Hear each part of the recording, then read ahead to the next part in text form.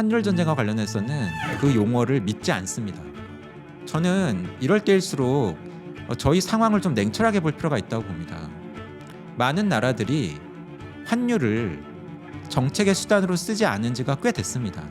환율이라고 하는 것을 어떤 의도를 가지고 네. 특정한 레벨로 올리거나 내리거나 할 수 있는 국가가 과연 얼마나 있을까? 저는 사실 그렇게 많을 것 같지가 않고요. 가령 트럼프는 이 무역 수지 적자를 해소하는 데는 달러화 가치가 떨어지는 게 좋겠어. 말은 그렇게 하면서도 트럼프가 대통령이 되니까 또 달러 가치가 오릅니다.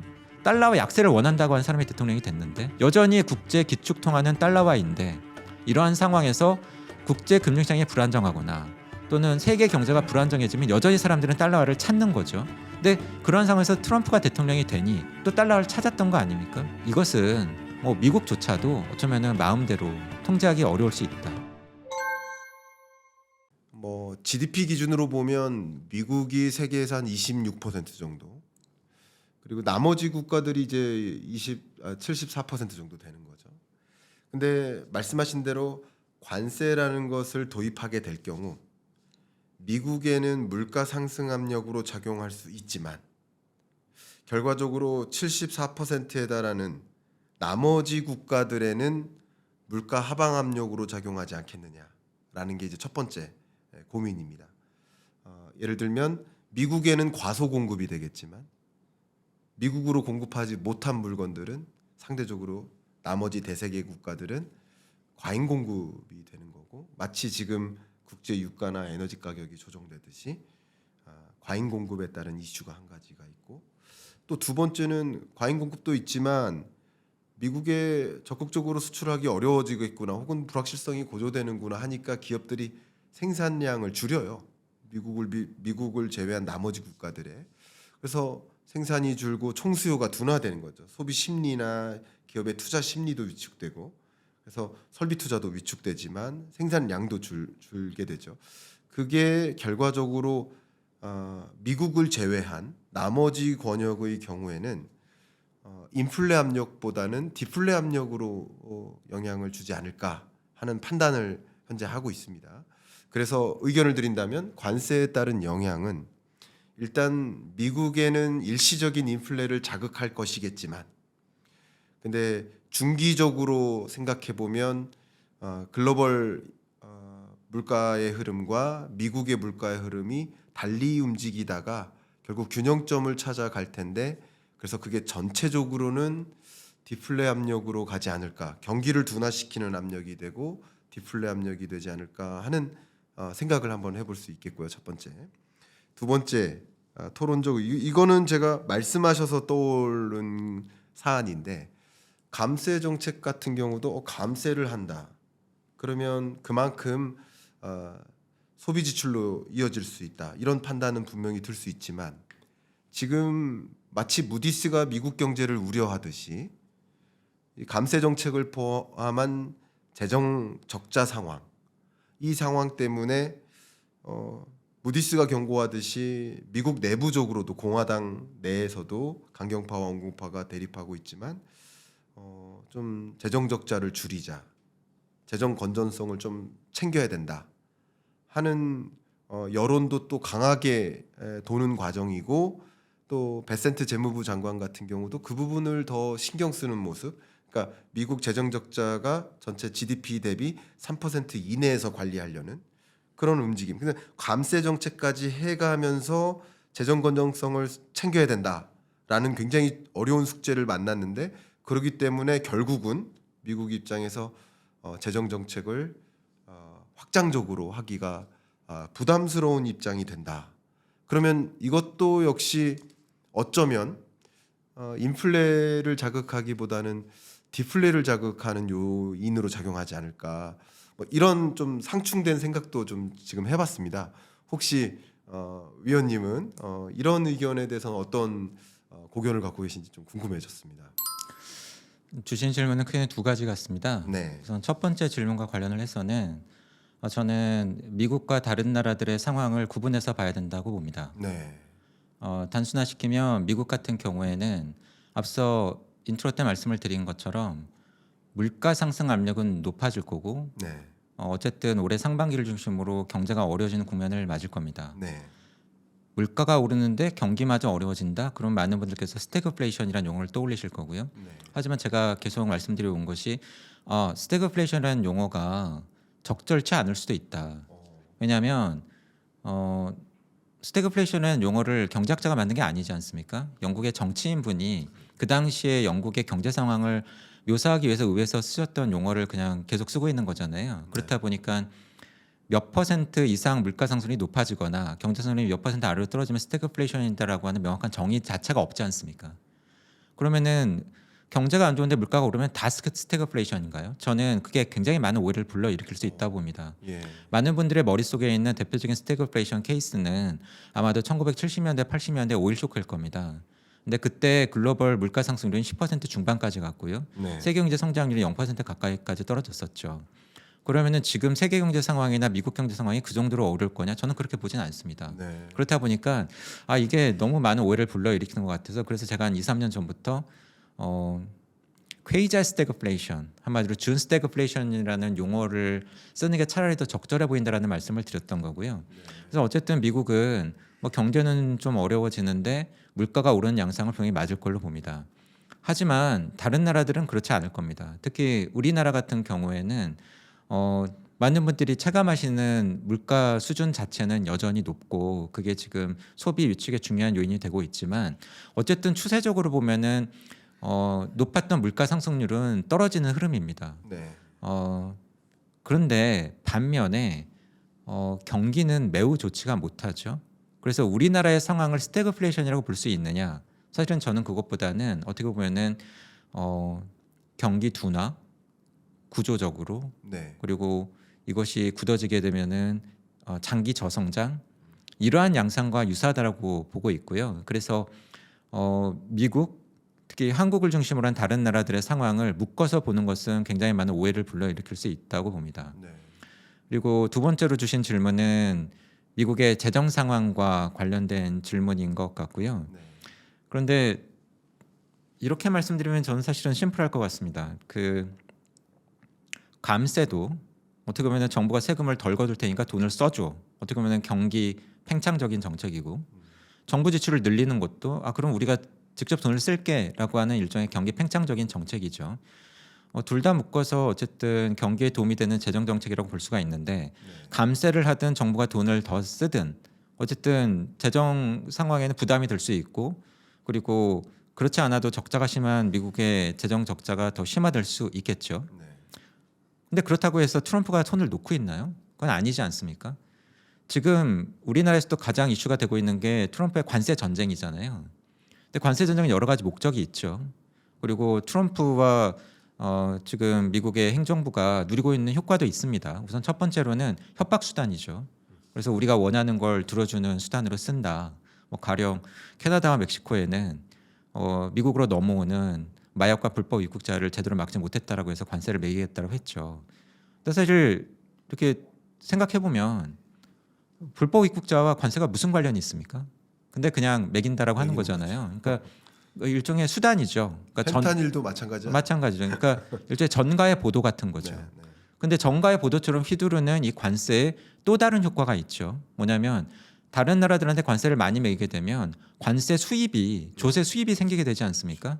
이걸 단적으로 보여주는 게 이런 겁니다. 미국의 국세청이 그 이름이 IRS죠. Internal Revenue Service입니다. 레비뉴 조세 수입을 거두는 관청 서비스인데 네. 인터널 안에서 거둔다는 거죠. 미국 국민들을 대상으로. 그게 우리나라의 국세청 같은 기관 아닙니까? 네. 근데 이번에 다른 나라들에 대해서 관세를 많이 매긴다라고 하면서 이렇게 관세를 매기는 관청을 만든다라고 하지 않습니까? 근데 이름이 뭔가요? 예. External Revenue Service입니다. 레비뉴 서비스 세금을 거두는 관청인데 안에서 거두는 게 아니라 바깥에서 거둔다는 거예요. 네. 한마디로 트럼프가 관세 정책을 어떻게 보고 있는가를 단적으로 보여주는 예라고 생각을 합니다. 한마디로 내가 하고 싶은 것을 하려고 할 때 말씀하신 것처럼 미국 정부의 재정 부담이 커질 수 있는데 그중에 상당 부분을 관세를 거둠으로써 상쇄할 수 있어. 그러니까 너무 걱정하지 마. 이런 주장을 실제로 펴고 있지 않습니까? 저는 그것이 트럼프의 실제 의도라고 생각을 하고 있습니다. 그래서 그렇다고 한다면 뭐 이 재정 적자 때문에 트럼프가 할 일을 못하지 않을까? 네, 뭐 저는 그것보다는 트럼프가 뭐 관세를 거둠으로써 이것을 타개하려고 시도할 가능성이 있다고 보고 있고요. 물론 최근에 국제 신용평가사에서 미국의 국가 신용등급을 또 낮춰서 이제 3대 국제 신용평가사가 모두 다 미국에 대해서 최고 등급을 안 주기 시작했습니다. 네. 국가 신용등급이라고 하는 것이 그 나라 정부가 발행하는 국채에 대한 신용등급이고요.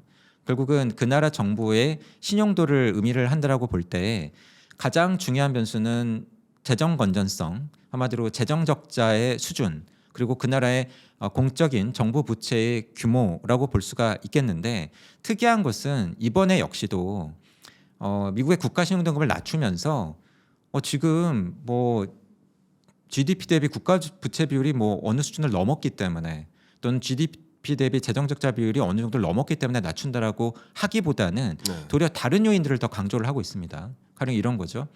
미국이 상권 분립이 제대로 되고 있나? 그렇죠? 그리고 의회의 견제 역할이 제대로 되고 있나? 재정 건전성에 대해서 뭐 이렇게 통제할 만한 장치가 있는가?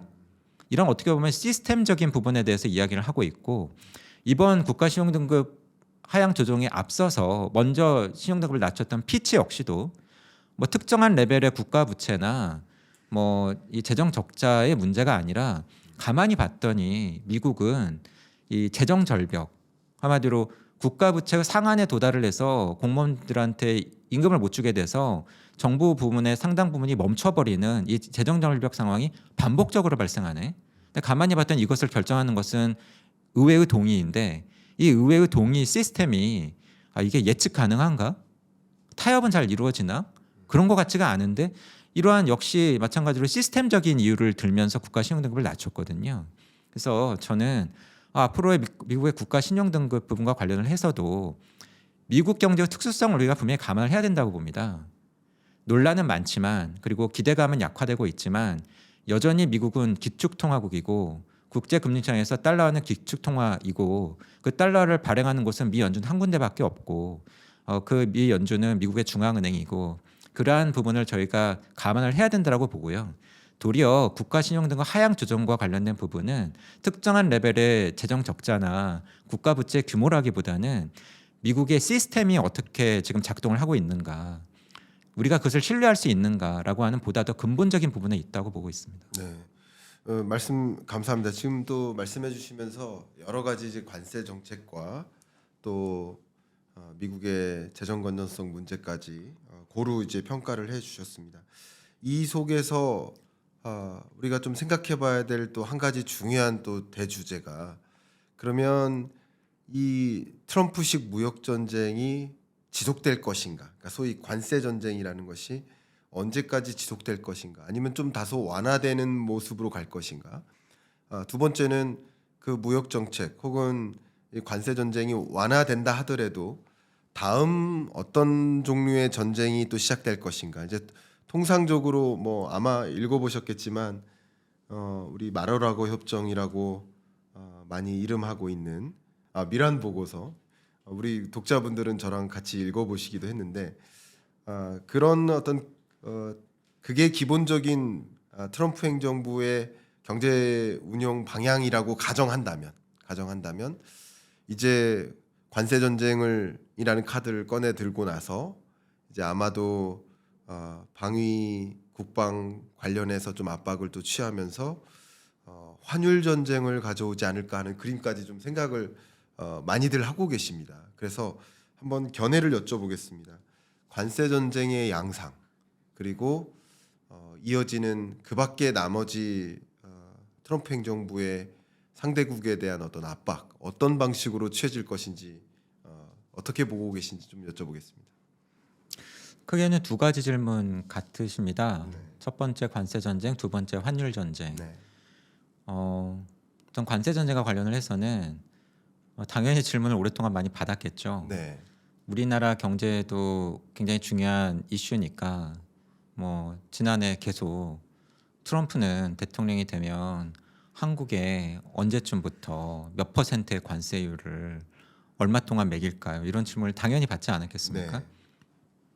근데 이미 여러 방송에서 그런 질문을 받을 때마다 제가 드렸던 답은 잘 모르겠습니다였습니다. 예. 근데 잘 모르겠다라고 말씀을 드렸던 이유는 사실은 저도 이 일을 오랫동안 하다 보니까 제가 느낀 바가 있어서인데요. 네. 가장 많이 틀리고 전망하기도 어려운 것이 제가 해보니까 한 사람의 머릿속을 예상하는 거더라고요. 네. 그러니까 가령 예. 푸틴이 우크라이나를 침공할까? 김정은은 미사일 버튼을 언제 누를까? 뭐 예상들을 또 나름대로의 논리대로 하시지 않습니까? 그렇죠. 트럼프의 관세 전쟁도 마찬가지였고요. 네. 근데 맞던가요? 저는 잘 안 맞았던 것 같은데. 그러니까 러우 전쟁 안 날 거라고 하시는 전문가가 더 많지 않았습니까? 더 많았죠. 발생해도 3일이면 전쟁 끝난다. 러시아가 우크라이나 금방 밀어붙이고 끝난다라고 예상하셨던 전문가도 많지 않았습니까? 맞습니다. 뭐 김정은의 케이스도 사실은 비슷한 것 같고요. 트럼프의 관세 전쟁은 어떻습니까? 이건 보다 더 최근 케이스니까. 굉장히 많은 전문가분들이 뭐 굉장히 다양한 시나리오 이야기하셨잖아요. 근데 저도 전망을 해야 되니까 굉장히 많은 분들 말씀도 직접 듣고 보고서도 봤는데 정확하게 맞춘 분이 한 분도 없는 것 같은데. 그러니까 이게 뭘 의미하는 걸까요? 그러니까 이런 겁니다. 한 사람의 머릿속을 예상하는 건 굉장히 어렵더라고요. 네. 그러면 저희는 어떻게 해야 될까요? 그래서 제가 이런 말씀들을 드렸거든요. 트럼프를 막을 수 있는 인간은 지구상에 없어 보이더라고요. 예, 그 말씀을 지난해부터 계속 드렸는데, 근데 트럼프를 막을 수 있는 건 있는 것 같더라고요. 막을 수 있는 인간은 없고 인간은 막을 수 없는데 있는 것은 있는 있다. 것은 있다. 네. 인간이 아닌 거죠. 네. 그러니까 뭐냐면 이런 거를 말씀을 드렸어요. 물가 상승률, 네. 금리, 미국의 경제 성장률, 실업률. 인간은 아닌데 이러한 경제 지표들이 출렁거리거나 급변하면 저는 트럼프가 반응을 할 것 같더라고요. 네. 근데 실제로 그렇지 않았습니까? 최근에? 그러니까 지난해부터 제가 이런 말씀을 드려왔는데 올해 저희가 확인한 게 뭡니까? 미국 국채 수익률이 급등을 했더니 막 이렇게 표까지 판넬까지 들고 와서 백악관 앞에서 뭐 한국에는 몇 퍼센트, 중국에는 몇 퍼센트 관세를 매겠다고 했다가 뭐 중국이 또 생각보다 강하게 나오니까 중국하고 1대1 맞짱을 뜨기 위해서 그럼 다른 나라들은 90일 유예해 줄게 그런 거 아닙니까? 네. 근데 그 이유가 뭐였나요? 제가 보기에는 물론 중국의 맞대응도 있었지만 그건 역시도 미국과 트럼프가 통제할 수 없는 변수죠. 근데 또 다른 중요한 것은 미국 국채 수익률의 급등 아니었습니까? 그러면 저희가 트럼프의 머릿속을 예상하고 전망하는 것은 어렵고 크게 의미도 없어 보이지만 하지만 트럼프의 행동에 판단에 영향을 미칠 수 있는 거가 있는 것 같아 보인다. 그리고 그게 앞서 말씀드린 것처럼 뭐 금리, 성장률, 물가 이런 거라고 한다면 저의 판단은 제가 뭐 올해 들어서 계속 더 생각을 굳혀가고 있는 건 뭐냐면 매크로 지표를 더 자세히 봐야 되겠다. 미국의 물가가 어떻게 흘러가는지, 네. 실업률은 어떤지, 금리는 또 급등하지 않을런지 네. 이런 건 제가 좀 할 수 있겠더라고요. 네. 그래서 제가 뵙는 분들께 저 개인적으로는 매크로 지표를 더 자세히 봐야 되는 중요성이 높아지고 있는 것 같다라는 말씀을 드렸습니다. 근데 이런 질문도 주시죠. 그래 알겠는데 그래도 어떻게 대응과 준비를 해야 되는 거 아니야? 대응과 준비와 관련해서는 이런 말씀을 꽤 오랫동안 드렸습니다. 애초에 이렇게 한 개인의 머릿속을 예상하는 것이 틀릴 가능성이 높다고 한다면 도리어 어떤 상황을 상정해 놓고 그 상황에 맞는 대응을 하는 것이 굉장히 도리어 더 위험할 수도 있다. 그렇다고 한다면 트럼프가 취할 수 있는 다양한 액션을 상정을 하고 각각의 다양한 시나리오별로 트럼프가 이렇게 하면 우리는 이렇게 할 거야. 이렇게 해야 되겠어. 라고 하는 액션 플랜을 촘촘하게 짜놓고 그러한 액션 플랜 안에서는 트럼프와 미국이 이렇게 나오더라도 우리가 이런 건 내줄 수 있어. 우리가 내줄 수 있는 이 카드는 트럼프와 미국에게 어느 만큼 매력적일 거야. 이걸로 우리가 트럼프를 움직일 수 있을 거야 없을 거야 이런 걸 판단하는 것도 도움이 될 거고요. 우리 경제와 우리 기업의 상황을 놓고 볼 때 이 부분은 결코 포기해서는 안 돼. 이 부분은 내줄 수 없어. 중장기적인 영향이 너무 많아. 이거는 우리의 마지노선이야. 이런 경계선도 미리 정해놓고 이렇게 준비된 하에서 그때그때 트럼프가 즉흥적으로 판단을 하거나 액션을 취하면 그때그때 신속하게 대응하는 것이 도리어 효과적일 것 같다는 말씀을 꽤 오랫동안 드려오고 있습니다. 네. 그래서 뭐 저 개인적으로는 결론적으로 뭐 저는 관세 전쟁이 어떻게 될지는 앞으로 잘 모르겠습니다. 네. 하지만 앞서 말씀드린 것처럼 대응하는 게 차라리 그나마 더 나을 수 있겠다라는 생각을 하고 있고요. 그리고 말씀하신 환율 전쟁과 관련해서는 사실은 저 개인적으로는 그 용어를 믿지 않습니다. 그러니까 미란 보고서 자체를. 뭐 미란 보고서는 조금 다른 건데 네. 환율 전쟁이라고 하는 용어를 믿지 않습니다. 네, 네. 그 키워드를 써서 베스트셀러가 되신 책이 있다는 것도 저도 압니다. 저도 읽어봤고요. 네. 근데 그 책이 꽤 예전에 나오지 않았습니까? 네, 맞습니다. 그 책의 내용은 글로벌 통화 패권을 놓고 네. 유로와 엔화 그리고 위안화가 미국과 싸운 데 아니었습니까? 네. 네. 지금 그런가요? 아니죠, 지금. 아니지 않습니까? 네. 네. 뭐 싸우려는 의지조차도 별로 없어 보이기도 했고 도리어 일본의 아베노믹스하에서 우리는 우리 통화 가치 그냥 끝도 없이 떨어뜨릴 거야 이렇게 하지 않았습니까? 뭘까요? 그러니까 저는 이럴 때일수록 저희 상황을 좀 냉철하게 볼 필요가 있다고 봅니다. 많은 나라들이 환율을 정책의 수단으로 쓰지 않은 지가 꽤 됐습니다. 그렇지 않나요? 저희가 예전에 대학교 때 경제학 교과서에서 배웠던 것은 경기 대응 정책으로 크게 세 가지가 있다. 환율 정책, 재정 정책, 통화 정책. 근데 우리나라 역시도 IMF 외환위기를 거치면서 자유변동 환율 제도를 이행을 했고 그 이후에 어쨌든 공식적으로 저희는 외환시장에 인위적인 영향을 행사하고 있지 않습니다. 뭐 물론 그렇게 생각 안 하시는 분들도 많고 그게 현실이긴 하죠. 하지만 섣불리 못하는 것이 그렇게 했다가 미국으로부터 환율 조작국으로 이렇게 지명될 수도 있기 때문 아닙니까? 네. 그러니까 유효한 이런 통화 이 환율이라고 하는 게 유효한 정책 수단이 안 된 지가 꽤 됐습니다. 도리어 공식적으로는 급격한 환율 변동을 완화시키는 스무딩 오퍼레이션이라는 용어를 쓰지 않습니까? 그렇죠. 그렇다고 한다면 사실은 이러한 환율이라고 하는 것을 어떤 의도를 가지고 네. 특정한 레벨로 올리거나 내리거나 할 수 있는 국가가 과연 얼마나 있을까? 저는 사실 그렇게 많을 것 같지가 않고요.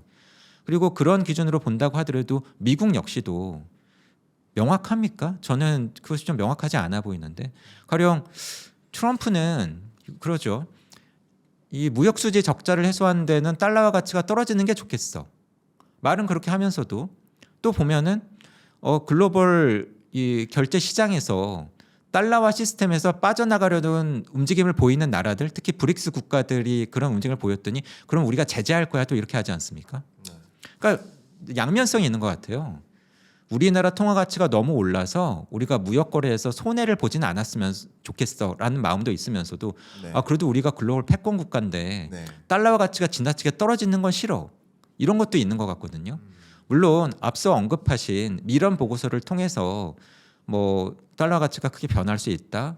그런 방향성을 미국이 원할 수도 있다라고 하는 견해가 있다는 건 저도 알고 있습니다. 네. 하지만 그것이 명확한 뷰인가?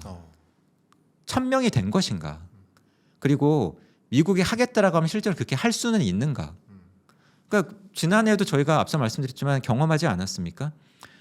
말로는 트럼프가 대통령이 되면은 나는 달러화 약세를 원해라고 했는데 지난해 9월 미 연준의 금리 인하가 개시되는데 도리어 달러 가치가 상승세로 반전되기 시작하고요. 네. 한 번 또 퀀텀 점프했던 게 트럼프가 대통령이 되니까 또 달러 가치가 오릅니다. 달러와 약세를 원한다고 하는 사람이 대통령이 됐는데 왜 그랬죠? 여전히 국제 기축 통화는 달러화인데 이러한 상황에서 국제 금융시장이 불안정하거나 또는 세계 경제가 불안정해지면 여전히 사람들은 달러화를 찾는 거죠. 근데 그런 상황에서 트럼프가 대통령이 되니 또 달러화를 찾았던 거 아닙니까? 그런 면에서 보면 이것은 뭐 미국조차도 어쩌면은 마음대로 통제하기 어려울 수 있다. 마치 미 국채 수익률을 트럼프가 낮아지기를 원하지만 본인이 어떻게 하는가 들어도 튀어오르는 것과 마찬가지인 거죠. 저는 이것은 뭐 중국 역시도 마찬가지일 걸로 봅니다.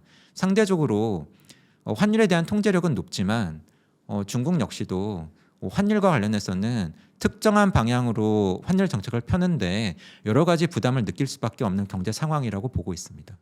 네. 지금 환율과 관련해서도 이제 코멘트를 쭉 해주셨는데요. 박사님 굉장히 딱 그 뭐라고 해야 되나 갖고 계신 그 뷰나 그것을 좀 강하게 근거를 바탕으로 해서 이렇게 주장을 명확하게 해내시는 능력이 탁월하신 것 같습니다. 지금 토론을 해보다 보니까. 과찬이십니다. 예, 그래서 여기서 또 한번 좀 들어가 보도록 하겠습니다. 지금 왜냐하면 많은 분들이 지금 현재 생각하고 계신 거랑 어쩌면 좀 반하는 어떤 전망이신 거예요, 일종의. 특히 환율에 있어서. 근데 한번 트럼프 입장과 그 방법론을 가지고 한번 제가 코멘트를 먼저 드려보면, 그러면 위원님은 또 어떻게 생각하시는지를 이렇게 또 한번 답변을 끌어내 보도록 하겠습니다. 일단 기본적으로 트럼프 행정부는 무역 적자와 재정 적자를 해결하겠다, 이 쌍둥이 적자를 해결하겠다라는 방향성으로 뭐 관세든 감세든 이민 정책이든 이런 여러 정책들을 강하게 가져오는 모습이라고 전반적으로 풀이가 됩니다. 그런데 지금은 무역 적자국이니까 아무래도 강달러의 지위를 유지하는 게 유리할 수 있겠지만, 궁극적으로 뭐 트럼프 행정부가 얘기해왔던 토탈 리셋, 그러니까 무역 적자가 0이 되는, 혹은 미국도 무역 흑자가 되는 그런 구조로 가는 과정에서, 또 한국이든 일본이든 여러 나라의 주요 기업들이 미국의 제조 기지를 좀 상당 부분 옮기고 하는 여정에서는, 그러면 미국에서 수출을 많이 하는, 그리고 많은 국가들과 무역 협상하는 과정에서도 보잉기 사줘라, 원유 사줘라 하는 협상안을 끌어내는 것처럼 이제 미국이 본격적으로 수출국으로서의 지위를 갖고자 하는 그림을 그리고 있지 않나. 그리고 그것을 통해서 토탈 리셋, 소위 무역 적자를 해결하려는 모습이지 않나. 또 그렇게 기업 경영이 활발히 되면 자연스럽게 그게 재정 적자 문제도 해소되는 데 기여할 수 있지 않나. 이렇게 그림을 그리는 모습이라고 저도 평가를 합니다. 근데 그런 무역 협상의 여정에서 미래에 미국에서 수출하기 유리한 조건을 만들려면 강달러보다는 약달러일 것이고, 약달러 환경이 나와야 미국에서 제조 기지를 운영하고 있는 기업들이 다른 나라에 수출하기가 좀 유리해지는 상황에 놓이게 될 것이다.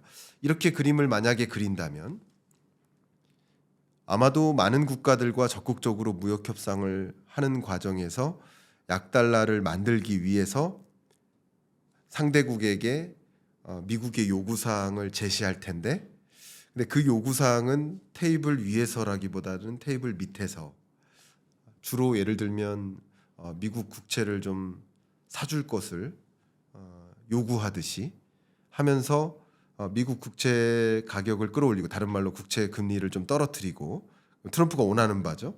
그리고 그것을 통해서 궁극적으로 약달러를 유인하는 그런 무역 협상을 해 나가지 않겠느냐. 이게 소위 보면 이제 미란 보고서에 담겨 있는 시나리오에 좀 많이 부합하는 것 같고, 그런 식으로도 많은 분들이 생각도 하고 계십니다. 근데 말씀 듣다 보니까 미국이 약달러를 유도할 능력이 없기도 하고 그렇지 않을 것이다라는 의견을 주시기도 해서, 이런 뷰에 대해서는 혹시 위원님 어떻게 평가하시는지 좀 궁금합니다. 저는 미국이 그런 능력이 없다라고 해석이 되지는 않았으면 좋겠습니다. 네, 네. 노력을 할 거라고 아, 봅니다. 노력은 한다. 예, 예. 말씀하신 것처럼 어쨌든 글로벌 패권국이니까, 네. 특히 저는 무역 협상이 1대1 개발 협상이 될 가능성이 높다고 보고 있고요. 많은 네. 나라들과의 동시 타결보다는 네. 뭐 환율 역시도 그럴 가능성이 높고요. 환율이 공식적으로는 테이블 석상에 올라오지 않더라도 말씀하신 것처럼 뭐 암묵적으로든 또는 그 아래에서든 뭐 그렇게 언급이 될 수 있다라고 저 역시도 봅니다. 근데 그 부분은 사실 경제의 영역이 아니지 않습니까? 그럼요. 예, 네. 어떻게 보면은 글로벌 외교, 군사, 뭐 이러한 정치 이러한 부분이기 때문에 근데 제가 강조하고 싶었던 건 뭐냐면 이런 겁니다. 추구를 할 수는 있죠. 근데 저는 그렇게 일정 부분 방향으로 움직일 수는 있지만 그것이 그렇게 마음먹은 대로 될 것이냐라고 하는 부분에 대해서 말씀을 드린 겁니다. 그러니까 이런 예를 들어보면 어떨까요? 중요한 말씀이시네요. 어, 네. 몇 년 전에도 저희는 미국의 국가 신용 등급이 강등되는 것을 본 적이 있죠. 그 당시에는 피치가 강등시켰고. 네.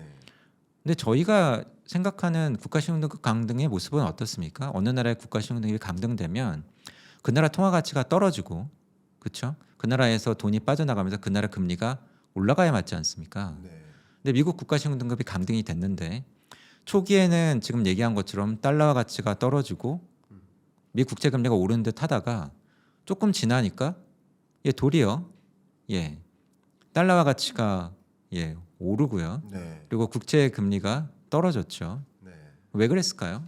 아, 이거 불안한데? 이런 상황에서는 역시 달러와 미 국채인데 이랬던 거 아닙니까? 앞서 최근에 있었던 미 국채 수익률 금리의 급등도 말씀을 드렸지만 저는 정책 당국이 시도할 수 있고 그것이 일시적으로 효과를 낼 수는 있지만 그것이 반드시 마음먹은 대로 될 것이냐 순탄할 것이냐 그건 전혀 별개의 문제라고 봅니다. 저는 시장의 힘을 저희가 무시해서는 안 된다라고 봅니다. 그리고 앞서 말씀하신 트럼프와 미국 당국의 이러한 스탠스 또는 목표 이런 것들을 사실은 저희가 잘 생각을 해보면 이런 거잖아요. 무역수지 적자 해소를 위해서는 말씀하신 것처럼 달러화 약세가 좋아. 근데 글로벌 달러화의 기축통화 위치는 또 유지하고 싶어. 네. 그렇죠? 관세는 매기고 싶어. 근데 그렇다고 해서 또 미국의 국내 물가가 오르는 건 또 싫어. 그렇죠? 예. 무슨 생각이 드십니까? 한마디로 본인들 좋은 것만 다 취하겠다는 거예요. 네. 네. 그러면서 안 좋은 거는 일어나지 않을 거야. 또는 우리가 막을 수 있어. 이렇게 하는 거 아닙니까? 어떻게 들리십니까? 저는 그럴 수도 있죠. 하지만 확률로 따지면 쉽지 않을 겁니다. 네. 네. 만약에 이게 된다라고 한다면은 사실은 굉장히 새로운 경제학적인 실험이 성공을 하는 거죠. 네. 근데 뒤집어 보면은 그것이 의미하는 바는 성공하기 어려운 실험일 수도 있다라고 하는 거고요. 그런 면에서 보면 이건 저의 이야기는 아니고 뭐 제가 만나 뵙는 분들 중에서 외국계 큰 IB의 그 이코노미스트 분께서 이런 표현을 사실은 하신 거를 제가 들었던 기억이 납니다. 트럼프의 정책을 잘 보면 부분 균형으로는 말이 된다. 뭐 환율 정책만 보거나 조세 정책만 보거나 또는 통상 정책만 보거나 그러면 그럴싸한데 이것을 다 뭉뚱그려서 시스테믹하게 네. 환율과 조세와 통상 이런 것들이 다 맞물려 들어가는 경제 전체적으로 보면 네. 그게 좀 말이 안 되는 것 같다. 저는 그런 면에서 지금 뭐 미란 보고서든 네. 트럼프가 하겠다라고 하는 거든 뭐 저희가 잘 봐야 되겠죠. 네. 그리고 시도도 할 거고 그리고 그 과정에서 뭐 정치적이든 외교적이든 군사적이든 여러 가지 압박이 있을 거고 그것이 시장에도 영향을 주겠지만 실현이 될 것인가? 그리고 그 과정에서 금융시장이 정말로 기대한 것처럼 움직여 줄 것인가? 그건 쉽지 않고 이런 생각 때문에 앞서 말씀드린 것처럼 제가 지구상에 트럼프를 막을 수 있는 인간은 없어 보이지만 막을 수 있는 건 있어 보이고 그건 경제 변수일 것 같다라고 말씀을 꽤 오래전부터 드려왔고 그 생각을 지금도 하고 있습니다. 저는 방금 위원님 주셨던 그 분석과 코멘트가 이렇게 전율이 돌 만큼 너무 좋은 말씀을 주셨던 것 같아요. 네. 예, 어떤 생각이냐면 어쨌든 트럼프 행정부가 목표하는 게 있고 그 목표를 이뤄내기 위한 수단들이 분명히 있는데 그 수단과 장치들을 활용해서 이런 목표들을 이뤄 나가려고 하고 있는데 이것들끼리 서로 상충된다는 거죠. 상충돼서 그 목표하는 바를 다 이뤄내기란 상당 부분 어려움이 있다라는 말씀이 상당히 많이 공감이 됩니다.